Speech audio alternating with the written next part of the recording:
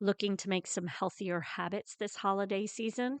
Make sure to check out our Moving Through Midlife community over on Facebook, as we are doing a Planksgiving event where we are doing daily plank workouts. We will be doing an Advent for healthy, happy hips this holiday season, and then also have a sugar challenge, a 2-week sugar challenge that you might be interested in. Happy holidays!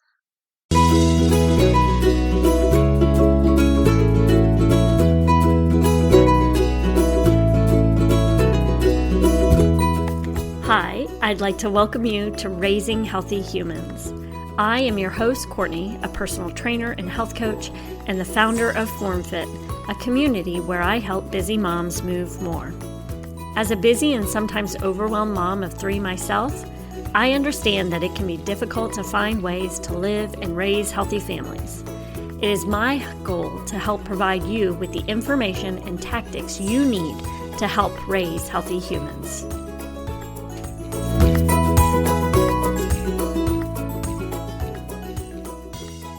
Episode 15, Meditation and Breathing. So last week, if you happened to listen to episode 14 with Dr. Alyssa Runyon, she was mentioning how we can work to help manage stress and anxiety in our home. And one of the things she mentioned is a must is meditation. I'm sure you already know this, but I will quickly go through it. Meditation is a mind-body practice that has a very long history of use for increasing calmness and physical relaxation. It helps to improve psychological balance, coping with illness, and enhancing overall health and well-being. So when you think of meditation, what is it you think of? Sitting on a mat or sitting in a chair, placing your hands in a position, sitting cross-legged, hands are in a position, and practicing breathing and closing your eyes and letting your mind empty. And I would feel like I don't have time to do that. And then I started thinking more about it, and I realized it's an opportunity for our mind to rest. And when you think of it that way, I feel like that kind of eases some of this feeling of what meditation is. If I were to say to you, take 5 minutes to rest your mind, I feel like that sounds doable. And I would like to do that, right? So I want you to start thinking about meditation as an opportunity to just rest your mind. We all, especially now with technology, we don't allow our minds to rest any longer. I think about listening to music in a car. And if you're one who listens to music in a car, think about how you listen to music. You'll be singing, and then all of a sudden you'll just be driving and your mind might be, just paying attention to the road.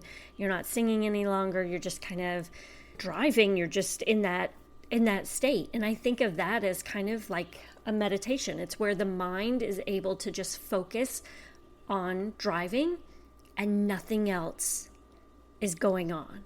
But now we have so much amazing technology that we can listen to podcasts. We can be listening to a book, and our mind is processing that information constantly. And then we stop at a stoplight and we grab our phone and we start scrolling. So our mind is then processing that information. And I know for myself, a lot of times I will be doing 2 things at once. I'll be scrolling while I'm trying to listen, and you know that neither one of those is being done well, right? I no longer can hear what that person's talking about, and my mind is going through all the information that I'm seeing on the phone. So our mind is inundated with information constantly. And for many of us with children, we're not only thinking about ourselves any longer, we're now thinking about our children and their day and where we've got to be at what time to pick people up and move them here. And I've also got to make sure I got to get dinner on the table, and I forgot to go get this. And, it's that constant state of your mind having to process information constantly, trying to figure out what needs to be done. And therefore, we're not getting the rest that we need. So I am asking you, for yourself and for your children, to start taking an active role in resting your mind on a daily basis. Meditation, or resting your mind, helps you attain the knowledge of self. Let that sink in for a minute. Why are you denying the opportunity to get to know yourself better? You can attain the knowledge of self. Imagine your children getting to know themselves at such a young age. I know that children who meditate develop positive traits such as increased self-control, better attentiveness in school, and more empathy and respect for others. It helps them to become more self-aware, which provides them with boosted confidence and better problem-solving skills. Let's take a minute and think about some ways that we can rest our mind. I like to do mine first thing in the morning. I have an app called Insight Timer.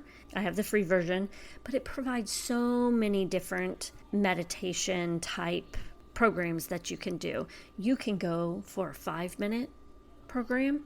You can go up to, I think there's 30 and 45-minute ones.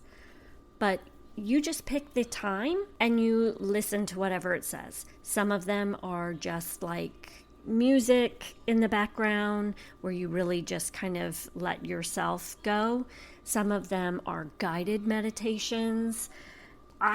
For myself, I find it's great to have them because they help me focus on something so my mind isn't going off. And not that letting your mind wander is a bad thing. I think it's an opportunity for you to learn and just kind of let your mind go where it needs to go. But this meditation helps keep you focused and guided, which I really like.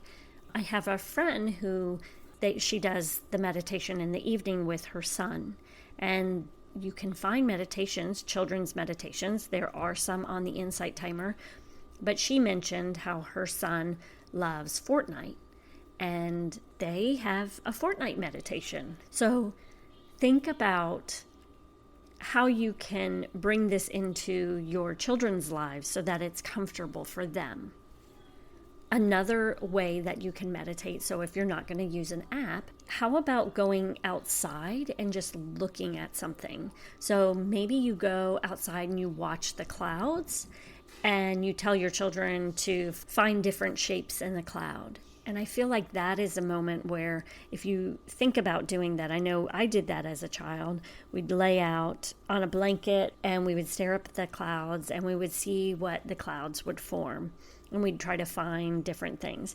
But that focuses your mind on one thing and allows yourself to kind of rest. We're out in nature where we know that provides us with a calming effect, and we're able to focus on just one thing. Another thing that is a great idea is walking meditations. So this is, you're not taking your music along, you're not taking your phone, it's just you outside walking. And you can do this with your children as well, even as young as when they're in a stroller. Just going out and going for a walk and just being.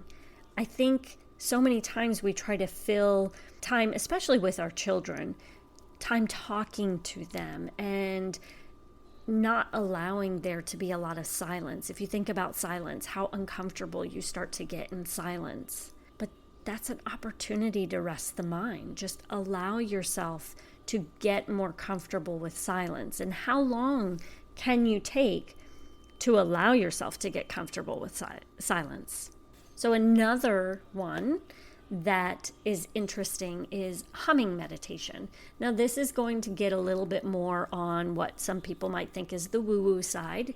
I would say start somewhere else first. Start with the walking meditation or the nature meditation, or just one where you have something. But I thought it was interesting to mention the humming because of the benefits of it. So humming helps to reduce stress and blood pressure, and it increases the lymphatic circulation and melatonin production. It releases endorphins and nitric oxide and creates new neural pathways in the brain. So when you start humming, your body starts vibrating, especially your brain cells start to vibrate, which allows the mind to become very vibrant. And humming helps allow the mind and the body to become one again. And this can save you a lot of energy when your mind and body are one. So for humming, let's practice a humming meditation. You would sit comfortably in a quiet place with a tall spine. You would take some slow, deep breaths. Then you slowly take a deep breath in and slowly exhale out through your nose while humming. And you will continue to hum until the end of the exhalation. So you'll breathe in. And when you breathe out, you hum.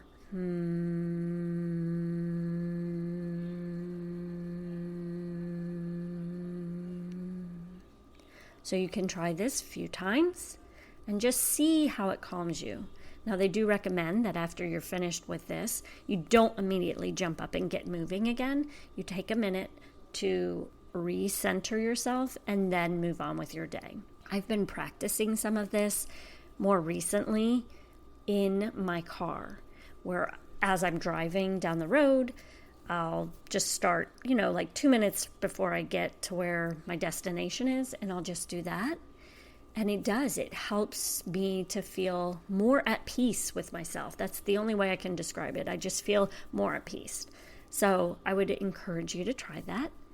The other thing I want you to practice, and I've mentioned it before, is your breathing. Breathing is very important, obviously, for us.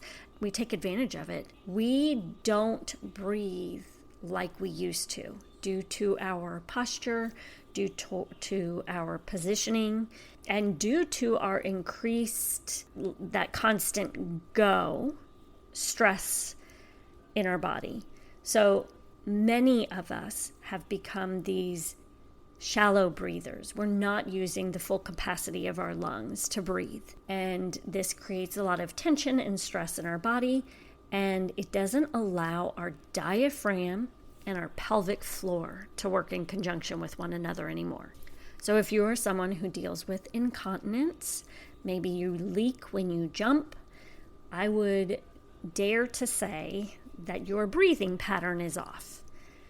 So I would recommend getting to where you feel more comfortable with breathing and breathing deeper. So that doesn't mean breathing deep into the belly. I know that that's mentioned a lot of places, and I think there is a great reasoning for why they're telling you to do that. The goal is to try to get, if we think getting breathing down into the belly, we're expanding more, we're breathing deeper. But the problem is if you're breathing so much into the belly, there's still pressure pushing down onto that pelvic floor. So we've got to start looking at our breathing pattern more in this 360 fashion. And if you happen to listen to my road trip episode, I did mention that you want to practice breathing those back ribs into the back of your seat. So that is something I would encourage you to do, is start trying to breathe. Think about your rib cage like a jellyfish and try to breathe in that 360 pattern to get the back of the back of the ribs to start to expand backwards. And that's going to help you get this fuller, deeper breath. And when we do that, then we can start playing with different ways of breathing. So the one that Dr. Alyssa mentioned, where you breathe in and then you make the, you got to lick your lips before doing it, but the sound when you breathe out. You could also do boxed breathing, which this is a great one for kids. If you're looking at trying to create some meditation in your household, you can do boxed breathing to begin with so that they've got something to focus on. And it would be, I always start with like a 4 count, but you can go 8 to 10 count if you want, depending on how long you count. And that's basically, you're going to breathe in for a count of 4. You're going to hold that breath for a count of 4. You're going to breathe out for a count of 4. And you're going to hold that breath for a count of 4. This breathing pattern was used by the Navy SEALs to help keep them calm and create clarity in the mind. So it's a great one for you to practice, and practicing it with the children is great. And then you look to expand the amount of time. So you're going to go from 4 seconds and try to go up to 5 seconds and see how long you are able to continue through that cycle. And you'll feel, if you do it for 3 or 4 minutes, you'll notice how you start to feel much, much calmer. So that's another one that I love to have people practice as well. As we start to get back into a routine, for many of us starting to head back to school, let's work on creating some opportunities to rest our mind during the day and provide that opportunity for our children as well.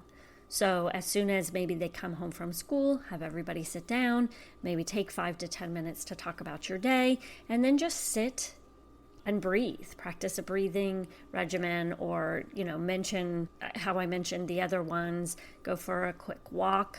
It doesn't have to be a long walk. It can be a 10-minute walk to just kind of ease the mind.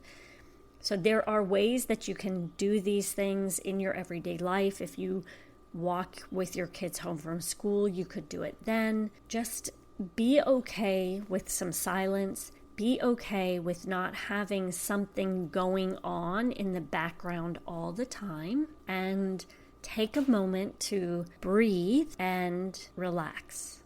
I hope that I have provided you with some ideas and actionable steps that you can take into your week to help ease your stress and anxiety and live a healthier life. Make sure to follow us over on Instagram at raising_healthy-humans. And join us in our community on Facebook.